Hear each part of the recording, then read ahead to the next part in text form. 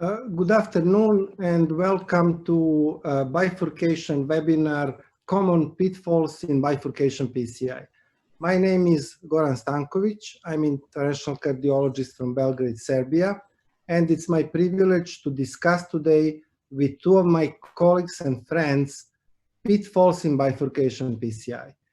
We have great faculty, Dr. Francesco Burzotta and Dr. Thom Johnson, both members of the board of the European Bifurcation Club. So we share the same passion about bifurcation PCI, and we would like to discuss with you our experience, skill, and practice.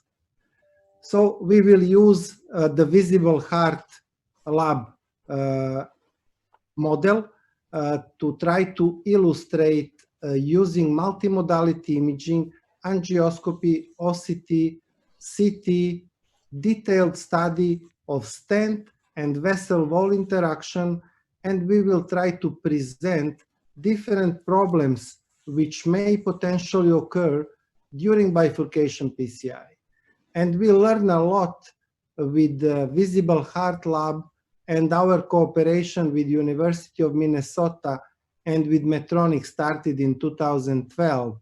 And so far, we discussed already different aspects of bifurcation PCI, and use of Visible Heart Lab models really helped us to clearly understand the importance of each of the steps of provisional stenting, as well as any of the commonly used two-stent techniques.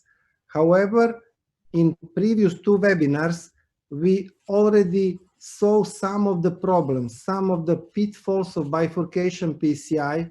And for example, when we discussed provisional, there was nice Visible Heart Lab video showing clearly that when we select stent according to distal main vessel diameter, we have proximal underexpansion and malapposition. And using OCT imaging, we can clearly see underexpansion in the proximal main vessel, and this kind of effect is called a bottleneck effect. Also, we discuss proximal optimization as the key mandatory step of provisional, but with Visible Heart Lab, we learn that sometimes if we go too distal, we actually perform more problems than satisfied result in the proximal main vessel. Because as you may appreciate in this cartoon, with distal position of balloon for pot, we actually aggravate result and we push some of the metal from the main vessel stent and we compromise the ostium of the side branch. There were some other bifurcation PCI pitfalls discussed during the two stents techniques, but today we would like to extend and to learn what are the characteristics of your bifurcation toolkit. We try to understand how to properly plan your procedure, but be prepared to adapt strategy, to discuss the role of imaging, and to learn when and how to use OCT or IVUS for bifurcation PCI, and also learn tips and tricks of side branch occlusion management. So as I said, it's my privilege to start and open this session with clinical case number 1 discussed by Professor Francesco Burzotta. After that, we will have possibility to put your questions using the chat box. So as of this moment, if you have any questions or comments or criticism, please use your chat box and comment. I will do my best and help you understand difficulties in bifurcation PCI management and discuss with great faculty all possible solutions. Second case will be presented by Dr. Thomas Johnson. And finally, we will discuss all pitfalls selected today for you. So, Francesco, please start with your presentation. Hello, everybody.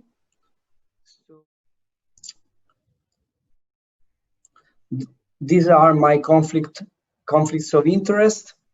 And the case I want to share with you is a 76 years old man with these typical risk factors, including diabetes, who presented at our hospital due to non-ST elevation MI, and he was referred from another hospital in which he took urgent coronary angiography and was sent for possible CABG at our institution. So as comorbidities, he had low ejection fraction, and there was also severe lower limb peripheral artery disease and renal failure. So on top of this, this is the coronary artery which was assessed was not very dominant one with tight stenosis here, but no huge vessel. And regarding the left system, you may see here in a picture what is the problem. There is a distal disease into left main, which is trifurcated, and also a LED subocclusive lesion. The patient has been discussed together according to our standard in our team approach, and the result of the RTM due mainly for the unstable presentation and the low ejection fraction was for PCI in this age, 76 years old. So this was then the procedure. The procedure was approached by transradial. If you have to manage these complex lesions by transradial, it is very important that you are familiar with all the techniques, and you have also the equipment which is appropriate. In this case, the strategy was to have a 7-point French shipless PB 3.5 guiding catheter that allows you to manage the trifurcations with the appropriate materials if needed on contemporary presence inside. And during the planner for this lesion, I think that we have no final answer about the best treatment of these complex bifurcations. And it is important to have a good plan for your procedure, at least at your best. What I see is obtuse marginal ramus intermediate, so it is mainly obtuse marginal, very proximal, with no critical disease. Then there is LAD with diffuse disease, a measured mismatch with no tight ostial stenosis and proximal tight stenosis. And then there is here the left circumflex, which is probably the one of the branches with the worst takeoff and with diffuse ostial disease extending from the distality of the left main. So this is my description of the disease. According to this, the idea was, according also to the suggestions by European Bifurcation Club, is to consider this as the operative main vessel and use the other branches as side branches, but having in mind that the LAD was more diseased. So the idea was to perform an inverted provisional in which the first stent is implanted from the left main toward the circumflex, and then the lesion can be fixed by either T-tap or culotte stenting in order to have the final double stenting technique, which is something which is reasonable in a situation like that. Francesco, can I interrupt you? Can you please go back to slide one back, just to share the anatomy?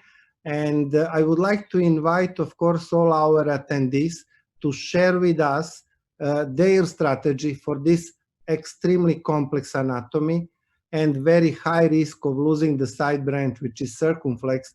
And in the meantime, I would like to ask Thom if he agrees, or maybe he would do something different.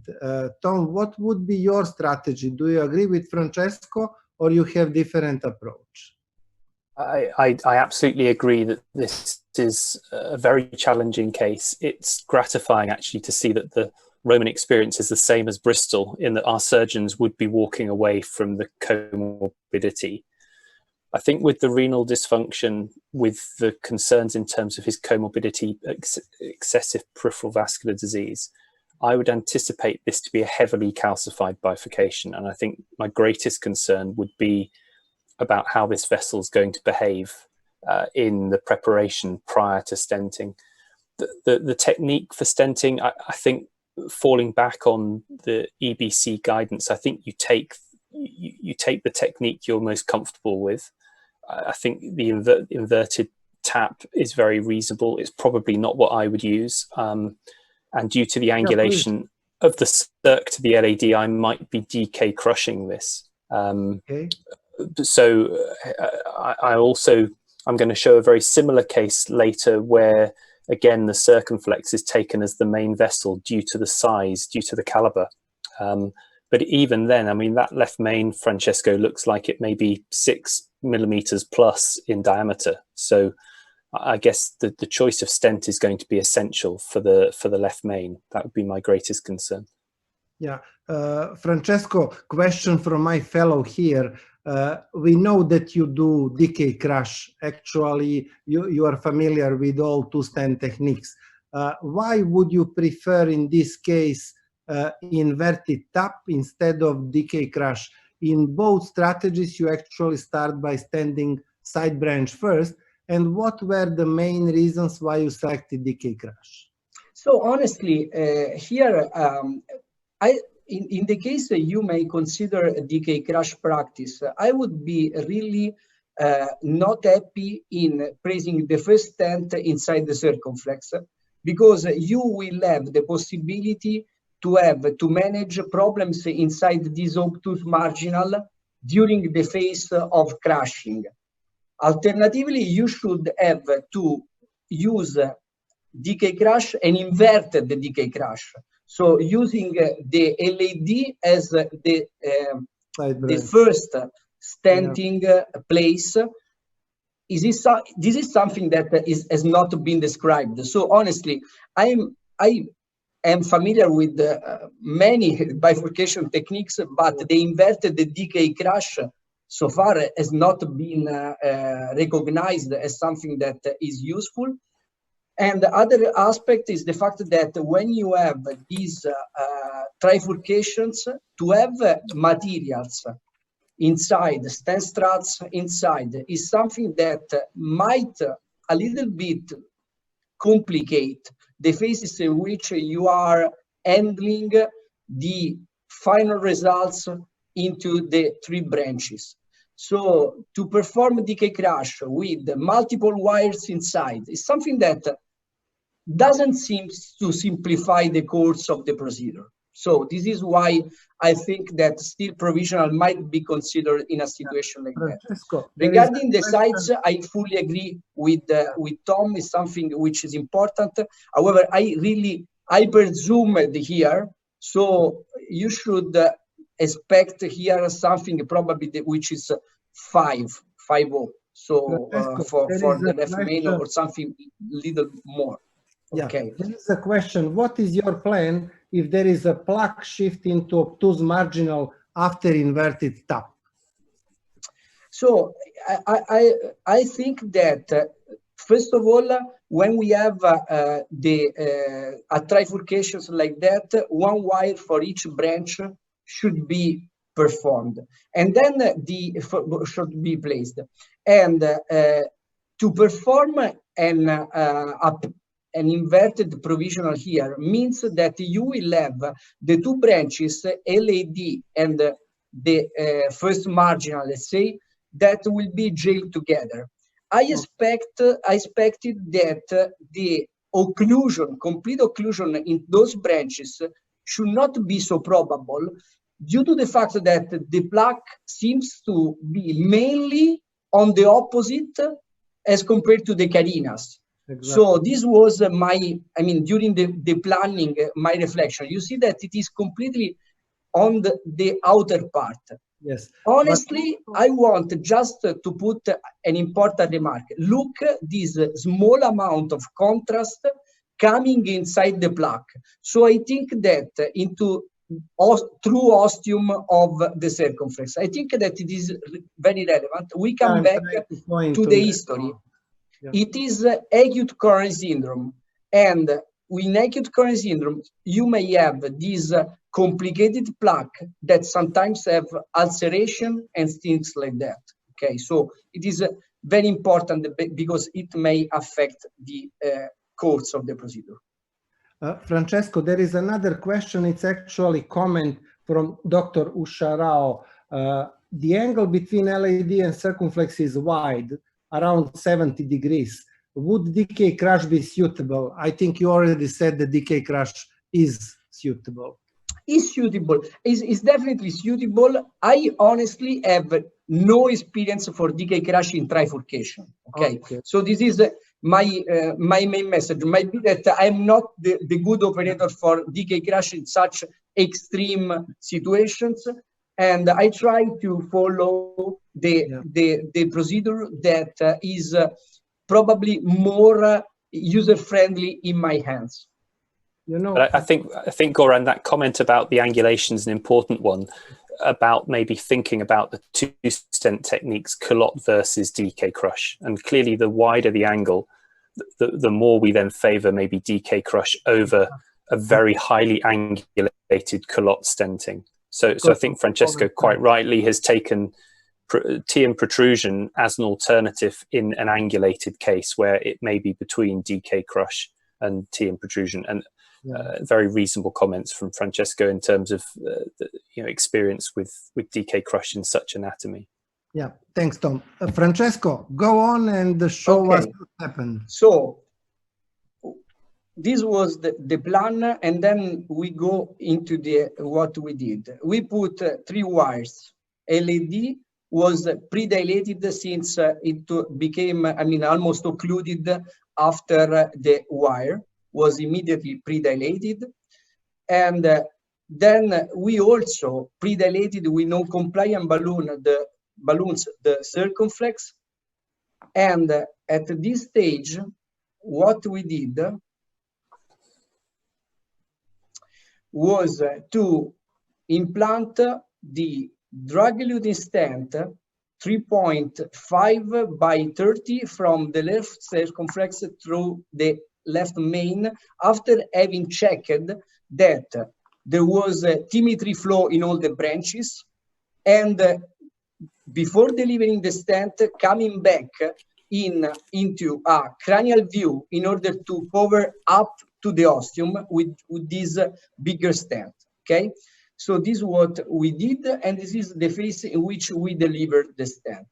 Okay, you may appreciate here the fact that there was some under expansion into the left main due to calcific material plaque presence, and a little bit disturbing over expansion of this stent into the distality. So this is something that happens. The balloons of the stents are semi-compliant. So when you have resistance, what happens is the fact that they tend to overdilate where there is less resistance, and they do not expand properly where disease is. Yeah, Francesco, there is a question. Would you consider imaging to assess the osteo of every artery? So honestly, I would consider as valuable. I think that in my experience, this was a situation in which there was acute plaque, and immediately after the placement of the wire inside the LAD, there was occlusion of the LAD, calling for immediate predilation. So at that stage, we decided to follow our rule and to postpone the evaluation during further phases. You may use also IVUS or OCT to check the final results. Okay, so this was our attitude here. So we decided to use for POT a first POT 4.5 since imaging was not done here, and to perform a POT that should oppose the stent with the struts, but not optimize the final results. So we are just, since there was some under expansion, but we had to fight with this distality, we selected according a reasonable balloon, which was non-compliant 4.5. During this phase, when we were preparing, there was pressure drop, sudden pressure drop, and the ST elevation. And this was the appearance of our trifurcation. And you may see in this caudal view the fact that there is two aspects. First of all, there is some overexpansion of the stent, probably related with the fact that we went to high pressures with this, due to the fact that there was resistance inside the left main. And then what you may also see, the fact that LAD is completely lacking. So there was complete LAD occlusion. So now I think that we have this situation, pressure drop, ST elevation, complete LAD occlusion, and also very difficult to recognize LAD takeoff after geometric deformation induced by the stent. You know that when you implant a stent, you have also some geographic deformation of your vessel. So it is, to me, it is almost impossible to see where the LAD is. So is this surprising? First question. I think that we should have in mind when we face our procedure the fact that we have the possibility to have problems inside the side branch. When we have plaque and we perform crossover stenting, what you expect is the fact that you might have the possibility to have carina shift, especially when you have oversized stent or overexpanded the stent or appropriately sized stent, like happened here. It is a phenomenon that we know can be appreciated by IVUS. It does exist in our procedures. And this is usually what is the main cause of side branch stenosis when there is no disease inside the side branch. However, this doesn't mean that we do not have the possibility to have plaque shift, especially when we have a lot of plaque and you perform crossover stenting. There is mainly a longitudinal distribution of the plaque that may cause jagging. It is less common, but more common when you have huge plaque inside the bifurcation area. And this phenomenon is also appreciated by IVUS. But what is important is the fact that usually when you combine both carina shift and plaque shift, you have side branch occlusion. So I think that is really what happened here. So according to this plaque, despite the fact that we performed the predilation, there was the risk of side branch occlusion. And you should anticipate this in your procedure if you decide to go on with your procedure, knowing the fact that this may happen, okay? Francesco, can I ask you something? I know that situation was very dramatic with ST elevation and pressure drop. If this happened somewhere more distal in coronary tree, if situation was not so dramatic, what would be the first step in case of side branch occlusion? So honestly, I think that it is impossible to warrant the same management for all kinds of patients and situations. Usually, to have occlusion is something that is a problem for the operator, and is probably the main problem that calls in many cath labs for elective double stenting procedures, mainly not to have the problem of solving an abrupt occlusion of a vessel. So this is the first aspect. We should question if there will be the problem of side branch occlusion. In that case, what we want to do. I think that in small branches, an operator might, in which you place the wire, but you may also anticipate the fact that in the case you lose this side branch, it will not, or you keep this side branch occluded for several minutes, there will not measure consequences for the patients. If you are treating a small marginal, I think that you may take time, you may administer nitros, you may see if there is the patient's complaints, I mean some chest pain, and reflect on what you do. Maybe do proximal optimization, try to perform POT, perform, I mean, all the steps we usually may do. But if you practice inverted provisional, I mean, it's extreme situation, but provisional, even provisional, in a large side branch, you should have in mind how to go on in the case you have abrupt occlusion with measured clinical consequences. Before showing us, we have two very brief questions. There is gross difference between left main and distal circumflex diameter. What type of drug-eluting stent you are using, which can be expanded maximally? And second question, what about kissing balloon inflation before implantation of the first stent? You remember that you presented kissing dilatation. Just two comments and then proceed. These are great questions.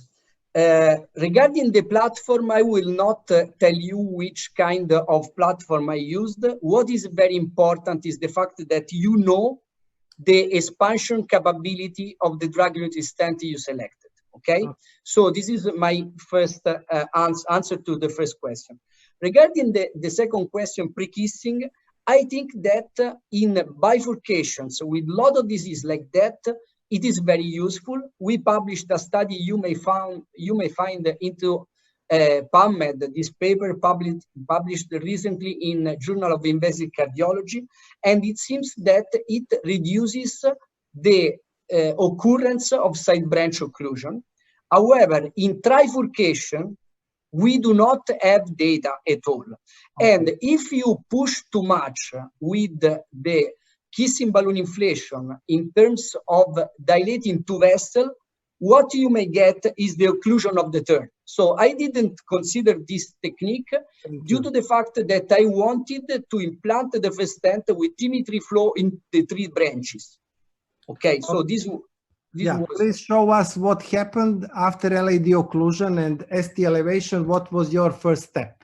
So, I mean, to recap all what we did, if you look at the literature, the side branch occlusion is part of provisional approach. So you should have this in mind. So this is why we are keeping. So what we consider now to do in this situation is the fact that the jailed wire, which should be appropriately placed into the distality and never removed to check if there is, I mean, a restoration of the flow, something that sometimes happens, but if you remove the jailed wire, you lose control completely of your vessel, is historically used also to guide your rewiring with occluded vessel. We may also consider this if the side branch is small, but if side branch is really huge, it makes sense to use this jailed wire to advance a small balloon that is called the rescue balloon technique.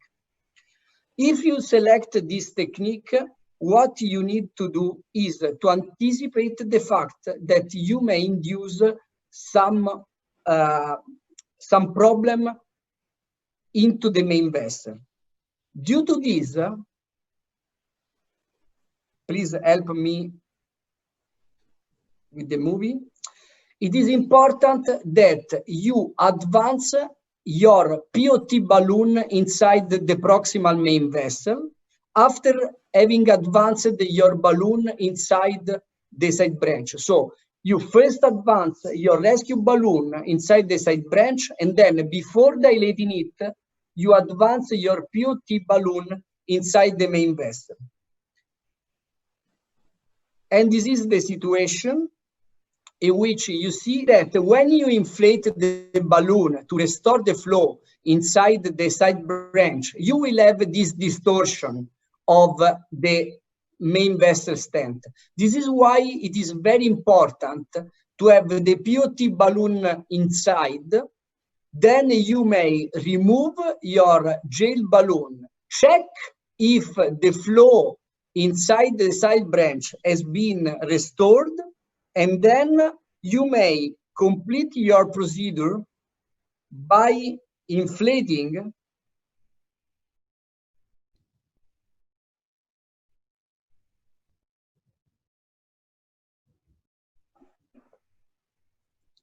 your POT balloon in order to restore the apposition into the proximal part. So in this case, you have dilated further the side branch, you have restored the flow, and you have again a situation which is close to the provisional without occlusion of the vessel.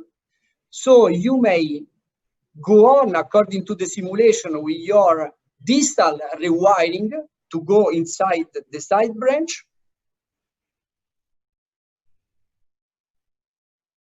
And then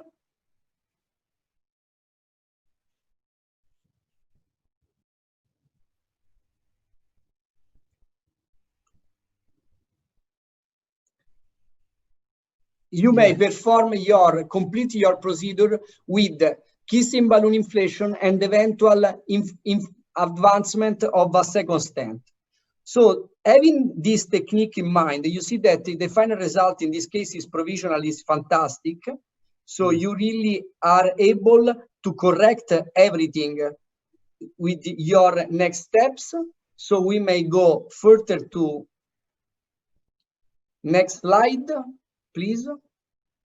Okay, so having in mind this technique, what we did was to have this situation.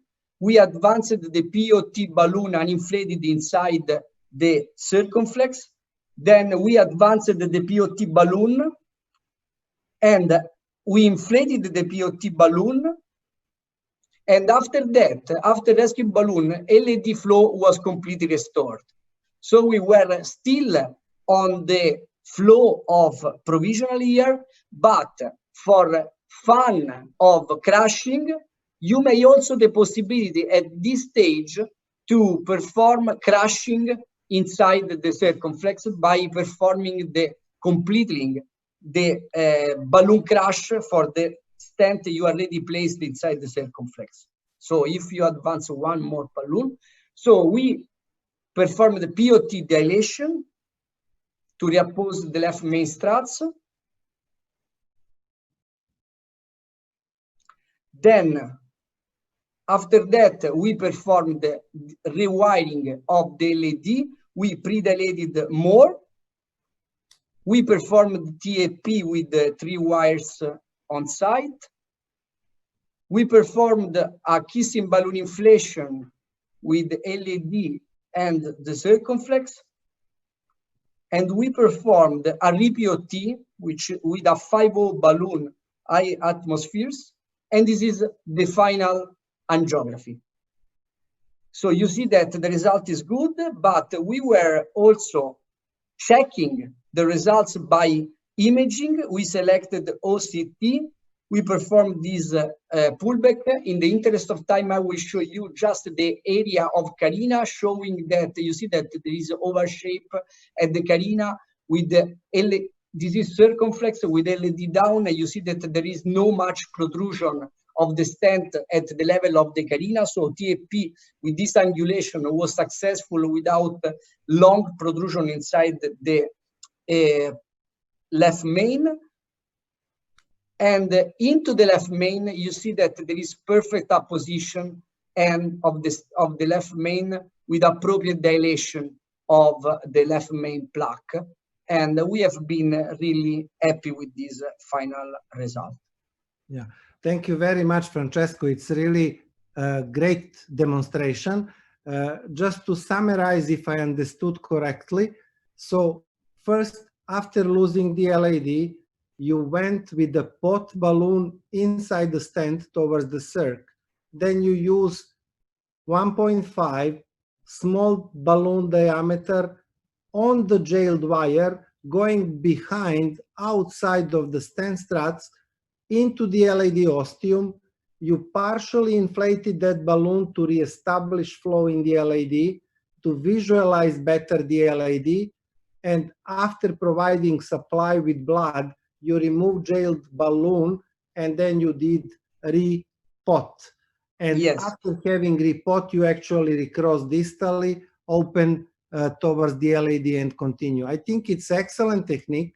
I like this technique very much. I used it only once, but it's very well known technique described by several operators, and I think it's extremely important to know this technique when you have such big vessel and big territory like the LAD. Any final comments, Francesco, on this case? I think you perfectly summarized.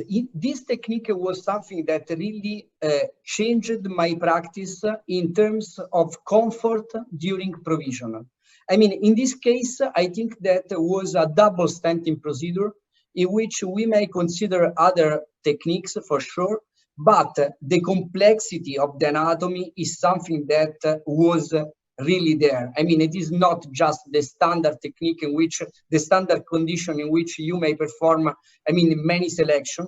So our approach was trying to use the technique we are more comfortable with. And for us, the provisional is also a very nice way to implant two stents, because it forces you to predilate appropriately the vessel, because we have to predilate in both branches.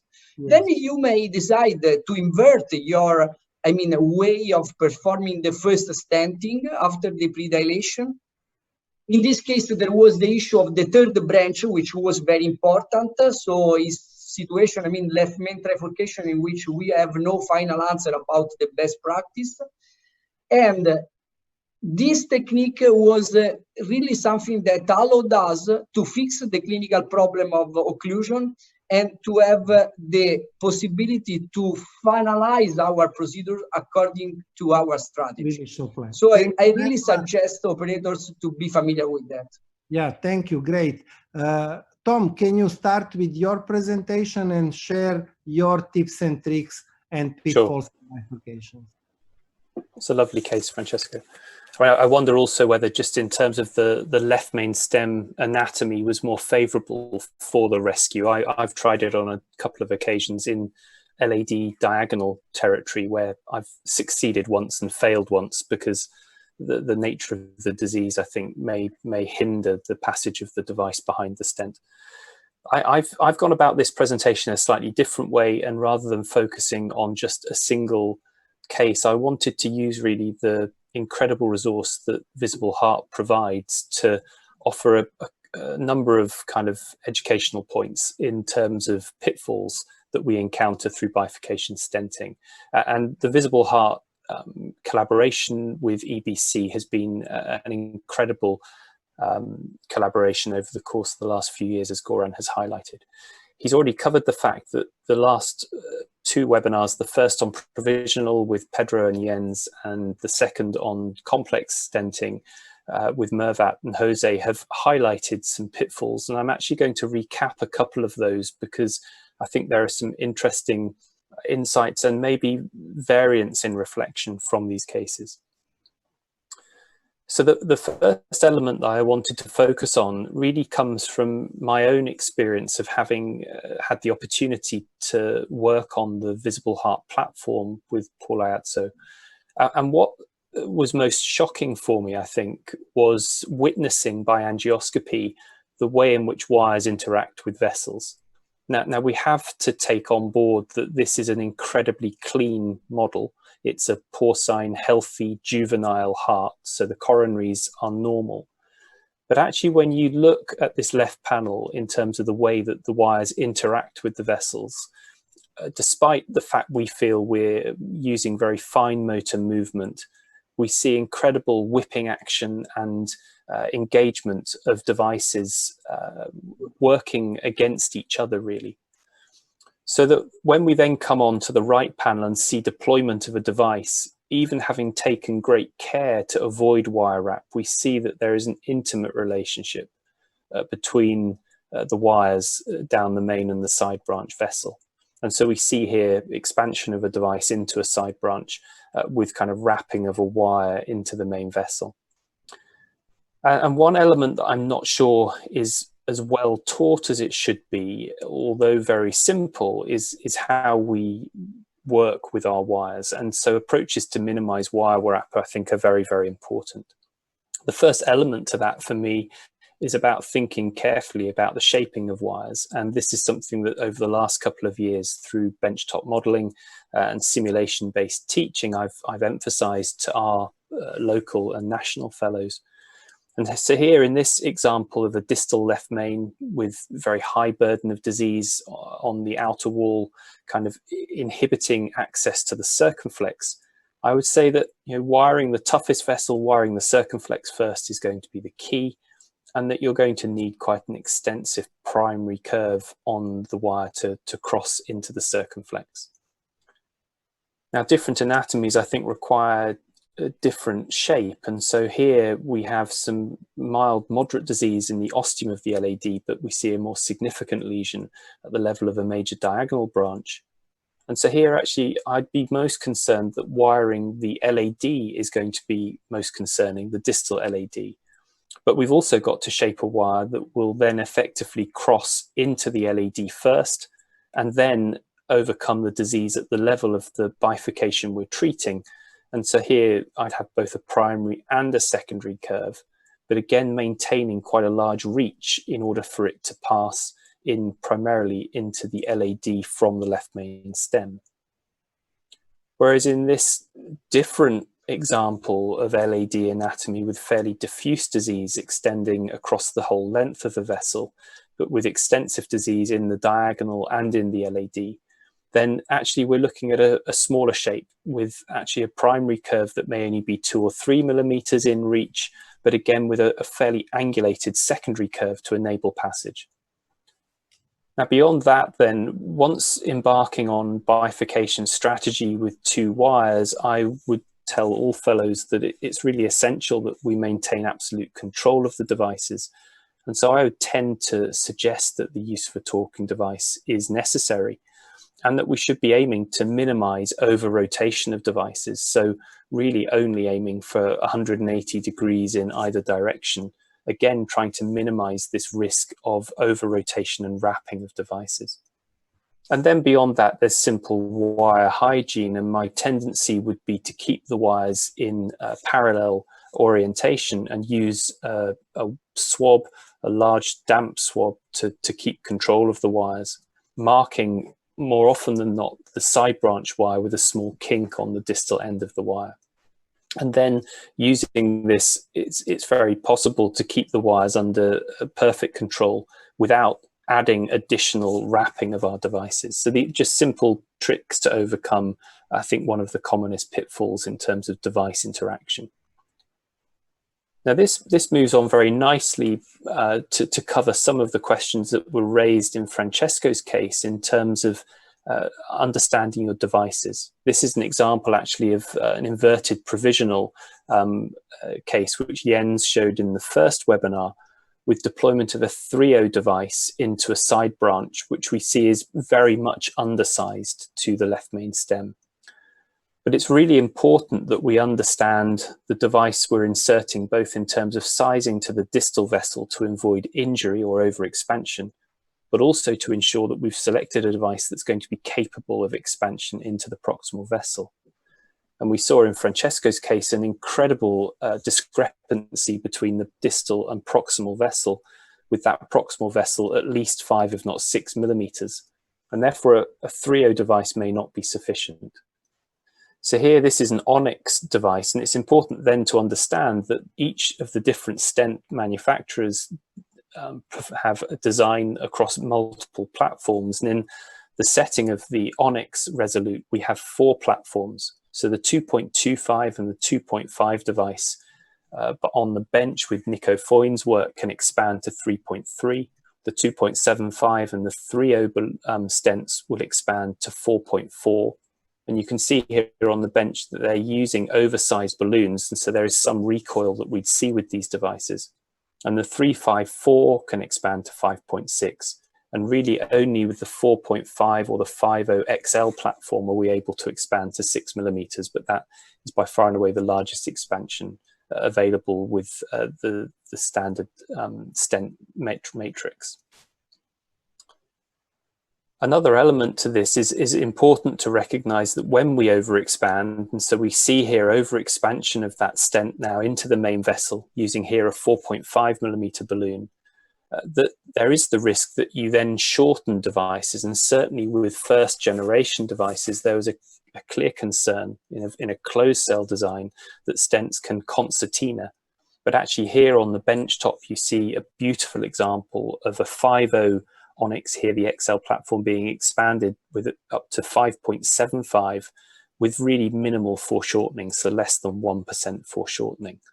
So really now with the most kind of up-to-date generation of device, the shortening element is not something we necessarily need to be concerned about. Now, the next step, having overcome this discrepancy in size and expanded the device into the main vessel, is to consider cell cross. And there's been lots of talk, and we hear often the issue that we should be aiming for a distal cross in a provisional setting. And the right-hand panel shows very nicely from the EBC OCT consensus last year with Yoshi Enuma as first author, that actually the way in which the stent falls across a side branch is not really within our control. And the different types of stent architecture have a differing way in which they will fall across the ostium. So the top three panels are a demonstration of how peak-to-peak design stents, so the Resolute being an example of that, how that could fall. And actually we see in the second, so panel B, configuration 2, we see that there are actually a couple of distal cells which are in fact too distal. And so if our wire were to cross into those distal cells, we're actually more likely to be creating an unfavorable distortion of our stent. And so in fact, in that case, we'd be looking for a more mid-cross. Now, again, referring back to the left panel with the visible heart, with the angioscopy, which we obviously don't normally have available in clinical practice, with clearance of blood, we can actually get a fantastic visualization. And here now we can see wire cross. And so at this point, we see passage of the wire, again, this whipping artifact of the movement, but the wire has now crossed a cell. And there's kind of that euphoric moment where we're happy that we've achieved a cross at all. But if we now start to think about where would be the ideal cross, well, in fact, the most open cell is probably the most proximal, and that in fact would be an unfavorable position, but is actually the most likely place that your wire is going to cross in the first instance. And then we're very much in the situation of configuration 2, panel B, that top middle panel of Yoshi's graphic, where there are a couple of distal cells, which, although most distal, are probably not favorable in terms of wire cross. And then we're left with a couple of zones in which the wire may fall. And in fact, it looks like the wire cross that we've had featured on the angioscopy has hit bullseye and is where we'd like it to be.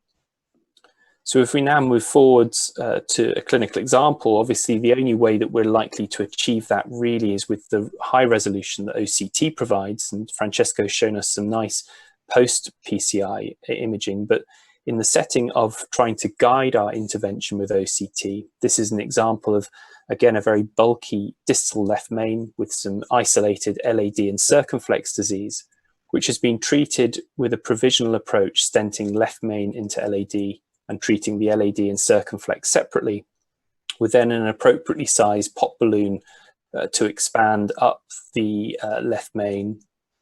We just move forwards there. So if we could just move the slide forwards. We'll see the pot expansion and then hopefully move forwards to the OCT. I'm sorry, my clicker's not advancing the slides. So if we now, we see here the OCT reconstruction, and so in fact the wire now appears to be across the most distal cell position, which we would see as favorable. Again, if we could move forwards with the slide.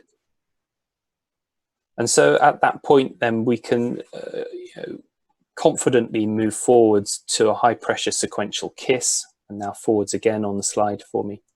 And we see now reopening of the ostium. If you just go back one, that's great. So we see clearance of the struts. And actually, by virtue of using the imaging, we have absolute confidence that we'll see an optimal expansion. Now, as yet, there isn't evidence to confirm that this is the way we should be moving, but October, run by Ivar Christensen, Niels Holm, will hopefully give us some greater insight into using OCT as a means of guiding our bifurcation intervention.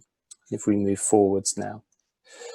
Now, I think we have to be mindful that these devices that we're kind of doing our worst to are actually cylindrical tubes for the treatment of cylindrical disease by the engineers. And this was quite a revealing insight from a fluoroscopic simulation on silicon, where passing a used balloon across a side of a stent actually created quite marked distortion and disruption of the device. So we must be careful in pushing devices across the sides of stents. And again here, another important insight from benchtop: expansion of a balloon into the side branch results in the stent being pulled away from the opposite wall. And so similar to the teaching that Francesco just gave in terms of having a pop balloon within the stent when passing a device outside the stent, I would always have a balloon down the main vessel here to protect the main vessel and ensure that devices can still pass through the stent when intervening across the side of a device. Now, here we have the passage of the side branch of the kissing balloons, and so we can see now how this is going to interact. If we actually just move forwards for the purpose of time, we'll see that we've got fantastic opening. Sorry, if we just go back one. So we see here in the middle panel a very nice expansion of our device into the main vessel. This is an inverse provisional, as I said. But actually, by angioscopy, we then see that there are struts that are overlaid on each other. So we have distorted the architecture of this stent by undertaking the kissing inflation. And I think we have to be mindful again, and this visible heart setup gives us these insights that we are otherwise completely unaware of by angiography. But that overlaying of strut may actually result in a difficulty with passage of subsequent devices. So we should never be surprised when, having continued with our intervention, that we seem to have then upset the equilibrium of our procedure. Now, if we take the worst case scenario, and I think this is important because this is real life, if we'd actually been focusing on the side branch and placed a 2.5mm device into this vessel, which is at least 4.5 in the main vessel, then we're then actually in a position where we've deployed the wrong device in the wrong vessel, and a 2.5 will only be able to expand to 3.3. So actually, I think one of the important elements of bifurcation, and certainly complex bifurcation intervention, is to be adaptable, to stay calm, and to consider options. And so at this point, it may be that we have to convert our strategy to a DK crush technique. And so here again, we see beautifully on the Visible Heart Lab rig that this recreation of crushing the side branch stent with use of the main vessel balloon. And in this case, as normal, it's been sized to the distal main vessel, so 3.5. And Mervat showed this during the last webinar. But we see this extreme recoil and under-over expansion of the main vessel, which isn't apparent by angiography. And so I'm excited here to show a case which I have shown before, but is in fact that inverted DK crush that Francesco was alluding to not being aware of.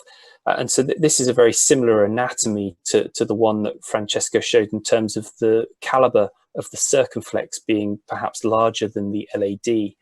And so I took the circ as the main vessel here and elected to treat the LAD as side branch using DK crush due to the severity of the disease and my concern that I would lose one or other of the branches. And so in fact here, having predilated both limbs and deployed then a stent 3.5 by 38 into the LAD, we then see the initial crush with the 3.5 NC balloon into the circumflex. But I think what we've come to understand when you look at this IVUS in terms of the wire position in the LAD and the circumflex is that having deployed that stent into LAD and undertaken the first crush, that we're left with a stent that is woefully under-deployed, as we've seen beautifully on the Visible Heart Lab. And so it's really important then to size appropriately to the proximal main vessel. So in this case, by IVUS guidance, we knew the left main to be 4.5 millimeters, and to take an appropriately sized balloon placed to the carina for a pot or second crush prior to recross and continuing with the DK crush. Now, again, the only thing to be mindful of, again, and this is a beautiful demonstration, again, by fluoroscopic simulation, is that there is the potential for interaction of our devices. And so we see here that passage of further devices into a vessel where we've left a crushed, maybe under-expanded device, we can risk distorting the anatomy further. And again, we then have to be careful in terms of our recross. And this is this same case that I've shown you already, but actually where my initial attempt at rewiring is very distal. And the concern there is that your wire may then pass outside and then back into the stent. And in so doing, then again, we risk interfering with the device through passage of a balloon. And if we're successful and ultimately expand the balloon, we may result in a very nasty scaffold gap, as shown by this beautiful image from John Ormiston. So here we have now a better mid-cell cross, and you see the wire nicely wrapping into the device. And at this point then a balloon actually passes easily, and that's a nice sign that we're probably through a reasonable strut. And so at this point we can proceed again to the first kissing technique. Now, the last pitfall I wanted to just highlight brings us back to Jose's TM protrusion with a neocarina. And I would argue that actually this neocarina looks a little larger than I'd be comfortable with leaving on this healthy Visible Heart Lab specimen.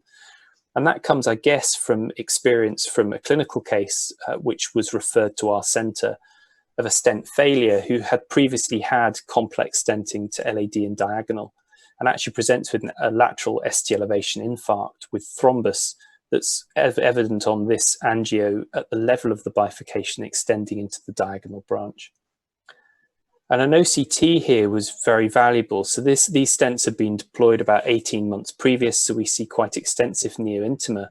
But actually then we see that this stent into the diagonal may not have had any form of neocarinal TM protrusion kiss, because we actually see that the stent is extending back quite considerably into the polygon and back into the proximal LAD. So at this point on this still frame, actually we see, we can identify the LAD wire as we cut back more proximal. In fact, we see that the LAD wire has crossed in and then out of the diagonal stent. And then the two wires are evident in the more proximal LAD. Now, the OCT has been incredibly useful in defining the problem. It highlights we have considerable overhang of a stent into the polygon and proximal LAD, which has been the nidus for stent thrombosis. And so then it also guides us in terms of the best way that perhaps we can manage this problem. And so at this point, I elected to remove that LAD wire that's crossed in and then out of the stent and re-imaged to show that the wire was now in the true LAD without interfering with the diagonal stent, and converted then to a crush technique, crushing and then recrossing and kissing. And so this is the final run down the LAD, where we see a fairly significant extent of tissue related to that previously deployed stent. But importantly, we see nicely opening of the polygon with that material, which hopefully with the use of kissing drug-eluting balloons will have minimal impact subsequently, but allow at least the vessel to heal in as advantageous a way as we can hope.